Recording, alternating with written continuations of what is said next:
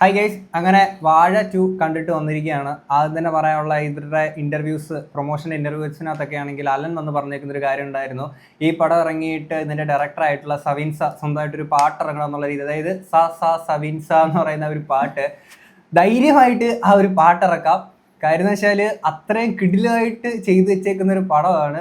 വാഴ 1 നിങ്ങൾക്ക് കണ്ട് ഇഷ്ടപ്പെട്ടിട്ടുണ്ടെങ്കിൽ അതിന് കുറച്ചുകൂടെ മുകളിൽ നിൽക്കുന്ന ഭയങ്കര കിടിലൻ പടമാണ് വാഴ 2. അധികം നല്ല നല്ല പടം തന്നെയാണ്, ഒരു രക്ഷയില്ലാത്ത പടം തന്നെയായിരുന്നു. ആദ്യം ഇതിനകത്ത് ചെറിയ രീതിയിലൊരു വൺ ലൈനർ പോലെ പറയുകയാണെന്നുണ്ടെങ്കിൽ ആദ്യം നമ്മളെ കുറെ ചിരിപ്പിച്ച്, അത് കഴിഞ്ഞൊന്ന് ചിന്തിപ്പിച്ച്, അത് കഴിഞ്ഞ് ചെറിയൊരു ഹൈ തന്ന്, അത് കഴിഞ്ഞ് കുറച്ചു നേരം നമ്മുടെ കണ്ണൊന്ന് നനയിച്ച്, ഏറ്റവും അവസാനം നമ്മൾ കണ്ണ് നനഞ്ഞ് ഇതുപോലെ ഇറങ്ങേണ്ടി വരുമോ എന്നൊക്കെ ഇങ്ങനെ വിചാരിച്ചപ്പോഴത്തേക്കിനും അവസാനം ഒരു ടെയിലിൻ്റെ പോലെ അടുത്തൊരു ഹൈ, ഒരു എന്റർടൈനർ ആയിട്ടുള്ള അടുത്തൊരു സാധനം കൂടെ തന്നിട്ടുണ്ട്. അത് കിടിലായിരുന്നു. പിന്നെ ഇതിനകത്ത് എനിക്ക് ഞാൻ ഭയങ്കരമായിട്ട് ശ്രദ്ധിച്ചൊരു കാര്യം എന്ന് വെച്ച് കഴിഞ്ഞാൽ, ഈ സ്റ്റേജ് ആർട്ടിസ്റ്റ് ആയിട്ട് ഒരുപാട് സ്റ്റേജുകളൊക്കെ കയറി ഇറങ്ങി ഇത്തരത്തിൽ ആ ഒരു രീതിയിൽ പൊയ്ക്കൊണ്ടിരിക്കുന്ന ഒരുപാട് ആർട്ടിസ്റ്റുകൾക്ക് കിടില കുറെ ക്യാരക്ടേഴ്സ് കൊടുത്തു. ഇതിനകത്ത് ഹാഷിറിന്റെ അമ്മയായിട്ട് അഭിനയിച്ചിരിക്കുന്ന പുള്ളിക്കാരി ആണെങ്കിലും സെൽവൻ ചേട്ടനാണെങ്കിലും അങ്ങനെ കുറെ ഈ പറയുന്ന സ്റ്റേജ് ആർട്ടിസ്റ്റ് ആയിട്ടുള്ള പല ആൾക്കാർക്കുണ്ട്. അവർക്ക് പണ്ടത്തെ ഇത്തരത്തിലുള്ള പല സിനിമകൾ ഇറങ്ങുമ്പോൾ ഇതുപോലെ അവർക്ക് അവസരം കൊടുക്കുമ്പോൾ ഈ മിമിക്രി അല്ലെങ്കിൽ ആ ഒരു സ്റ്റേജ് ആർട്ടിസ്റ്റിന്റെ ആ ഒരു സീനൊക്കെ കാണത്തുള്ളൂ.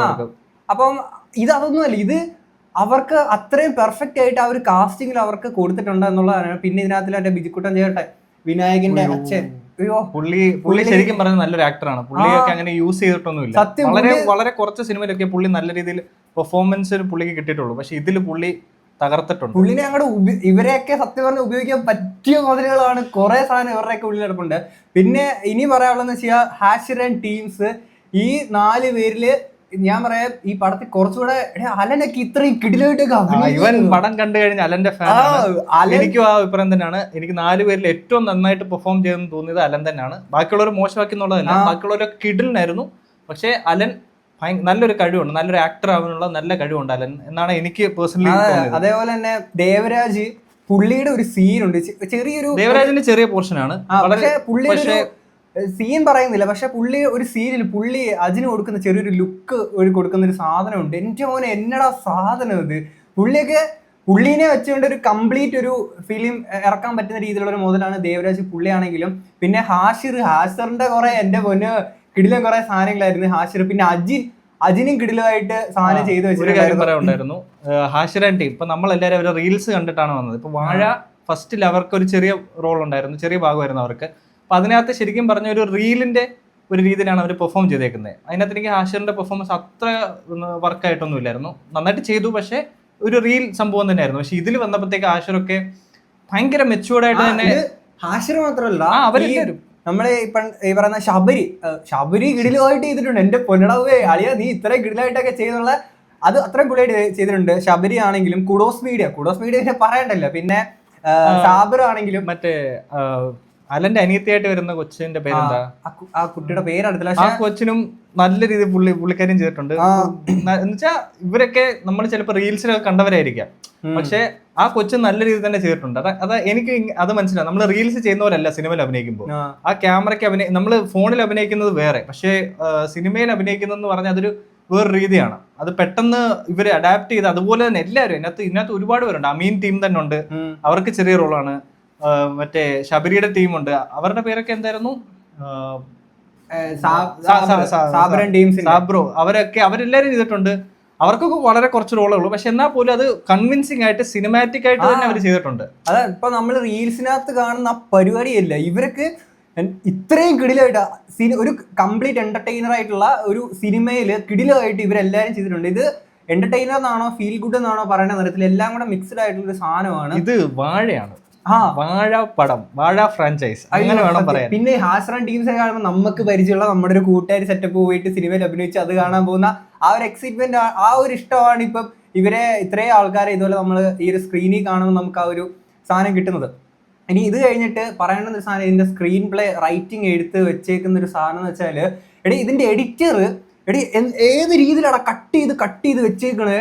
ഒരു ലാഗില്ല, ഭയങ്കര പാക്ഡ് ആയിട്ട് നമ്മളെ ഭയങ്കര എൻഗേജിങ് ആയിട്ട് ഭയങ്കര ഒരു എക്സൈറ്റ്മെന്റിൽ തന്നെ ഇങ്ങനെ ഫുള്ള് കണ്ടിരുത്തുന്ന രീതിയിലുള്ള ഒരു എഡിറ്റിങ്, അതേപോലെ തന്നെ സ്ക്രീൻ പ്ലേ അടിപൊളിയായിട്ട് ചെയ്തു വെച്ചിട്ടുണ്ട്. പിന്നെ ഇതിനകത്തിലെ എല്ലാവരും അടിപൊളിയായിട്ട് ചെയ്തിട്ടുണ്ട്. പാട്ട് അനിത് മേനോൻ തന്നെയാണ് അടിപൊളി അതായത് അതായത് വാഴയിൽ എന്ത് കണ്ടോ അത് തന്നെ, പക്ഷെ നല്ല എഫക്റ്റില് ഒരു മോശമില്ല. ഇപ്പൊ ഇവൻ മുമ്പ് പറഞ്ഞായിരുന്നു ഒരു പാട്ട് ഇന്ന് കഴിഞ്ഞ ദിവസം റിലീസ് ആയത് ട്രോളൊക്കെ ചെയ്തെന്ന് പറയുന്നത്, അതുപോലും സിനിമയിൽ ഭയങ്കര കൺവിൻസിംഗ് ആയിരുന്നു. ഞാൻ ചുമ്മാ പറയുന്നില്ല, ഞാൻ ആ പാട്ട് നേരത്തെ കേട്ടില്ലായിരുന്നു, ഞാൻ തിയേറ്ററിൽ വെച്ച് കേൾക്കുന്നത്.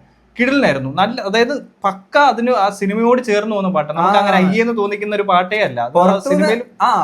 ആദ്യം കണ്ടപ്പോ ഇതിന്റെ കുറെ ആൾക്കാര് ഇത് ശോകമാണ് അങ്ങനെ ഇങ്ങനെ ആ പാട്ടിന്റെ കരുതി തോന്നുന്നു. പക്ഷെ സിനിമയിലോട്ട് വന്നപ്പോഴത്തേക്കിന് അത് അവിടെ ആപ്റ്റ് ആണ്, സെറ്റ് ആയിട്ടുള്ള സാധനം. പിന്നെ ആപ്റ്റ് ആവുന്ന എന്തുകൊണ്ടാന്ന് വെച്ചാൽ ഇന്റർവെൽ എൻഡ് ചെയ്യുമ്പോ ഒരു കൊച്ചു കേരളം വരും, ഇന്റർവെല്ലിൽ കൊണ്ട് നിർത്തിയേക്കുന്ന അത് ഫസ്റ്റ് ഹാഫ്. അതാണ് പറയേണ്ട മെയിൻ സാധനം. അതായത് സെക്കൻഡ് ഹാഫ് മോശമാക്കി എന്നുള്ളതല്ല, പക്ഷെ ഫസ്റ്റ് ഹാഫ് എന്ന് പറയുന്നത് ദി എന്റർടൈനർ ആണ്, കംപ്ലീറ്റ് എന്റർടൈനർ. പിന്നെ സെക്കൻഡ് ഹാഫിലോട്ട് വരുമ്പോഴത്തേക്കിന് കോഴിയൊക്കെ അത്രയും സെറ്റ് ആയിട്ടായിരുന്നു അത് ചെയ്തിട്ടെ. പിന്നെ ഇതിനകത്തിലെ ബാക്കിയുള്ള മ്യൂസിക്കിന്റെ കാര്യമാണെങ്കിലും ഇതിനകത്തിൽ കൊടുത്തേക്കുന്ന ആ ഒരു നമുക്ക് ഇടയ്ക്ക് വരുന്നൊരു ഹൈ ഉണ്ടല്ലോ, അത് തരാനെ കൊണ്ട് നല്ല രീതിയിൽ മ്യൂസിക്, അതായത് സൗണ്ട് ഡിപ്പാർട്ട്മെന്റ് ആണ്, മ്യൂസിക്കിന്റെ സൗണ്ട് ഡിപ്പാർട്ട്മെന്റ് എല്ലാം അടിപൊളിയായിരുന്നു. അതായത് ഞങ്ങൾ ഇന്ന് സിനിമ കണ്ടത് നമ്മുടെ പത്തനാപുരത്തുള്ള ആശീർവാദിന്റെ സ്ക്രീൻ 1-ലാണ്, ഞങ്ങൾ സ്ക്രീൻ 1 പോയിട്ടില്ലായിരുന്നു.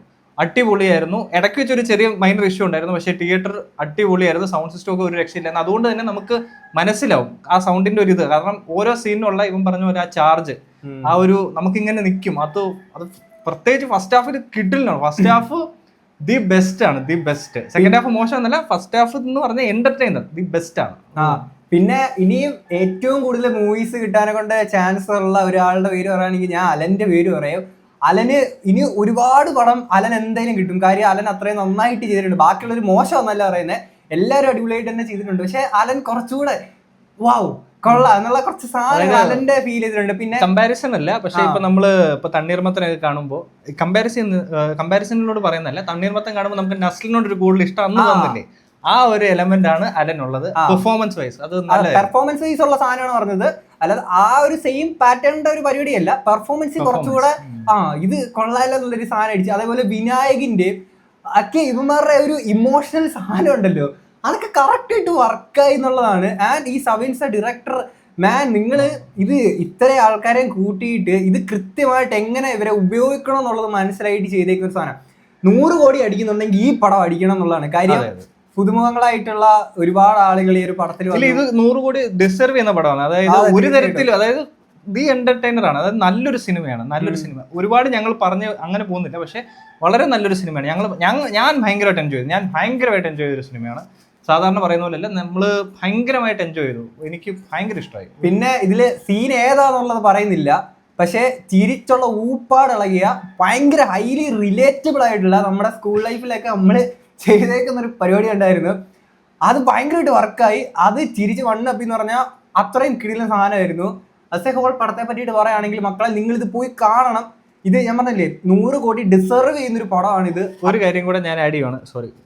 അതായത് നമ്മൾ എന്നുവെച്ചാൽ ബാക്കിയുള്ള സിനിമകളൊന്നും റിലേറ്റബിൾ അല്ല എന്നുള്ളതല്ല, സ്കൂൾ കാലഘട്ടം റിലേറ്റബിൾ അല്ല എന്നുള്ളതല്ല, പക്ഷെ ഇതിനകത്ത് കുറച്ചധികം റിലേറ്റബിൾ ആയി തോന്നി. എന്തുകൊണ്ടാണെന്ന് എനിക്കറിയത്തില്ല. കുറച്ചധികം നമ്മൾ ക്ലാസ്സിൽ ഇരുന്ന് പാട്ട് പാടുന്നതാണല്ലേ, എല്ലാ സാധനങ്ങളും കുറച്ചധികം റിലേറ്റബിൾ ആയി. ആ സീൻ അങ്ങനെ ബിൽഡ് ചെയ്തേക്കുന്നതുകൊണ്ടെന്ന് തോന്നുന്നു ഭയങ്കരമായിട്ട് റിലേറ്റബിൾ ആയി തോന്നി. അതുകൊണ്ട് പറഞ്ഞ പോലെ തന്നെ അതിനകത്ത് വേറെ സാധനം വെച്ചാല് റിലേറ്റബിൾ ആണെങ്കിലും മുമ്പുള്ള സിനിമകളിൽ കണ്ടത് വെച്ചിട്ടുള്ള ആ ഒരു ക്ലീശേ ആയിട്ട് നമുക്ക് തോന്നിപ്പിക്കത്തില്ല.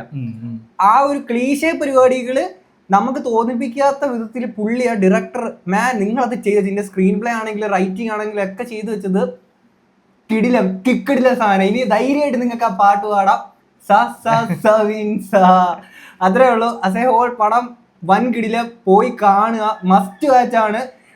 ആശ്ര ടീംസ് നമ്മൾ റീൽസിനകത്തൂടെ കണ്ടേക്കുന്ന ഈ മുഖങ്ങളൊക്കെ നമുക്ക് പരിചയമുള്ള കുറച്ച് മുഖങ്ങൾ, ഇത് നമുക്ക് സ്ക്രീനിൽ കാണുന്നതിൻ്റെ ആ ഒരു സന്തോഷം കാര്യങ്ങളൊക്കെ സെറ്റാണ്. ഇത് വോർത്തായിട്ടുള്ളൊരു സാധനമാണ്. വാഴ 1-നേക്കാട്ടിൽ ഭയങ്കര കിടിലമാണ് വാഴ 2. പിന്നെ ഇതിനകത്തിൽ കുറച്ച് ക്യാമിയോ എൻട്രി ഉണ്ട്, അതും വൻ പൊളി. കൂടുതലായിട്ട് അതിനെ പറ്റിയിട്ട് പറയുന്നില്ല.